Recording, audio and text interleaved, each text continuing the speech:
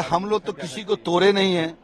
तेजस्वी यादव जी ने कहा था कि खेला होवे, तब इनके दल में ही खेला शुरू हो गया है। हम लोग इनको एक खिलौना देते जा रहे हैं कि तो खेलते रहिए। और ये कौन कौन संकल्प यात्रा पर निकले हैं, तो पहले लोगों को बताना चाहिए कि 1990 से 2005 का जो दौर था, माता पिता का जो राज था, वो बताना चाहिए कि कितना घोटाला हुआ, जमीन लेके नौकरी दिया गया, अनेकों अनेक घोटाला, चारा घोटाला हुआ, अपराधी कैसे अन्य मार्ग में शरण लेते थे। आज अन्य मार्ग में नीतीश कुमार जी के राज में अपराधी अगर अपराध करता है तो उसको पाताल से भी खोल लिया जाता है। ये आने वाला चुनाव में बिहार की जनता जवाब दे देगी। हमको अपने पार्टी से कोई नाराजगी नहीं है। पार्टी के सिंबल पे मैं विधायक बनी हूँ और हम अपने पार्टी के शीर्ष नेताओं से यही कह रही हूँ कि मुझे भी सांसद बनने का मन कर रहा है। हमको भी नवादा से कांग्रेस टिकट दे। भाजपा अगर कांग्रेस टिकट देगी तो भाजपा अगर लोकसभा का टिकट देगी तो मैं सोचूंगी। अब यहाँ के बड़े बड़े नेता जब पाला बदल लेते हैं तो हम छोटा लोग भी समय आएगा तो कुछ कर। आपकी राहुल गांधी से ज्यादा बड़ा व्यक्तित्व तो मोदी जी का है। अभी नरेंद्र मोदी जी प्रधानमंत्री हैं तो वो तो राहुल जी से बड़ा है ही है।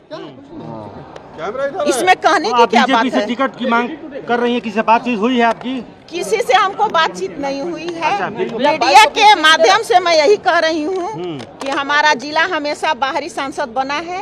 इस बार हमारे जिला का डिमांड है कि लोकल उम्मीदवार, हमारा अपना उम्मीदवार एनडीए से हो चाहे इंडिया से हो, जो पार्टी हमको टिकट देगी उसका मैं समर्थन करूंगी। सबसे बड़ा वजह क्या आपको कांग्रेस छोड़ के बीजेपी आने का?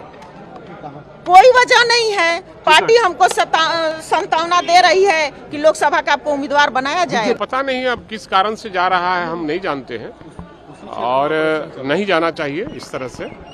और जिस पार्टी का दामन आपने थामा है फिर आप नहीं वापस आइएगा, ये भी मैं कह रहा हूँ। क्या सर नेतृत्व पर भी सवाल है? नहीं, कोई नेतृत्व पर सवाल नहीं है। इसको डिफाइन करेंगे कि लालच की कोई प्रकाष्ठा होती नहीं है। चुनाव का समय है, लोग आवागमन में विश्वास करते हैं, वैचारिक पटल मजबूत नहीं होता है, पैसा को देख करके दिमाग खराब हो जाता है। तो यही उसकी मिसाल है। ये सब पहले कांग्रेस फिर आरजेडी, क्या अगला नंबर किसका होगा? ये मिसाल है। अगला नंबर तो भारतीय जनता पार्टी पास होगा ना, कहाँ है किसका है, क्योंकि ये चीज़ें तो विश्वास पे चलती हैं और विश्वासघाती लोग इस तरह से घात लगा करके तमाम रिसोर्सेज का, टिकट का इस्तेमाल करते हैं। पद प्रतिष्ठा पाने के बाद अगर जाते हैं तो जाहिर सी बात है कि इसको क्या कहा जाएगा? ये क्या है, इसको मतलब गंदी राजनीति कहेंगे? नहीं, गंदी राजनीति तो गंदी, भ्रष्ट, लोकतांत्रिक व्यवस्था को कमज़ोर करने वाली, और भाजपा इस तमाम खेल में शामिल रहती है।